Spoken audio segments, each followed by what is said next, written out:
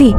उसने कहा उसे तालाब के किनारे एक औरत दिखी, भीगी लाल बॉर्डर वाली साड़ी, बाल गीले और हाथों में चमकती शाखा पोला। उस दिन से गांव ने उसे नाम दिया शाकचुन्नी। वो क्या करती है?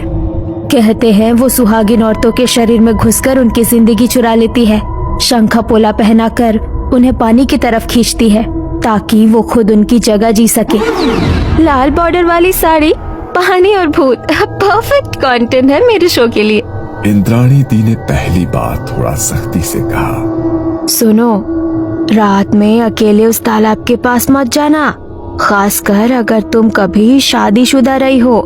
मैं सिंगल हूँ दी, नो वरीज। झूठ बोलते हुए उसकी आंखें एक सेकंड के लिए झपकी थी। उसका दिमाग झटके से उस रजिस्ट्रेशन ऑफिस में चला गया जहां 2 साल पहले उसने और आर्यन ने चुपचाप कोर्ट मैरिज की थी, और फिर 1 साल बाद बिना किसी को बताए तलाक। ना कोई मंगलसूत्र, ना कोई शंखा पोला। उसे लगा शादीशुदा वाली कैटेगरी में तो नहीं ही आती अब मैं। इंद्राणी दी ने उसकी आंखों का वो पल भर का बदलाव देख लिया था, पर कुछ नहीं बोली। उस रात लगभग 11 बजे के आसपास नायरा चुपचाप निकल पड़ी। रिकॉर्डर, कैमरा, टॉर्च सब तैयार। तालाब तक जाने वाली पगडंडी पर अंधेरा, पेड़ों के बीच से जुगनू की हल्की हल्की रोशनी दिख रही थी। दूर से मेंढकों की टर टर की आवाज और साथ ही पानी की धीमी आवाज। उसने रिकॉर्डर ऑन किया। Day 1, 11 PM। मैं अभी पाटोला तालाब के पास हूँ।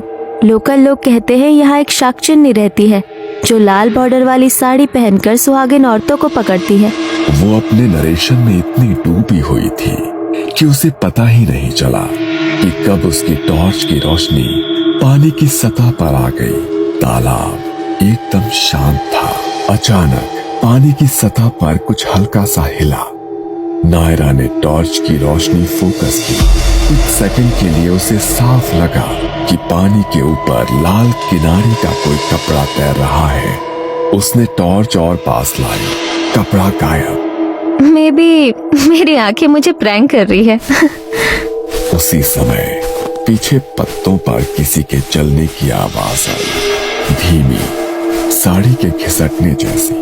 इंद्राणी दी। पीछे सिर्फ अंधेरा था, पेड़, छाया और हवा। वो वापस कैमरे की तरफ मुड़ी। लेंस में उसे अपने कंधे के पीछे एक पल के लिए लंबे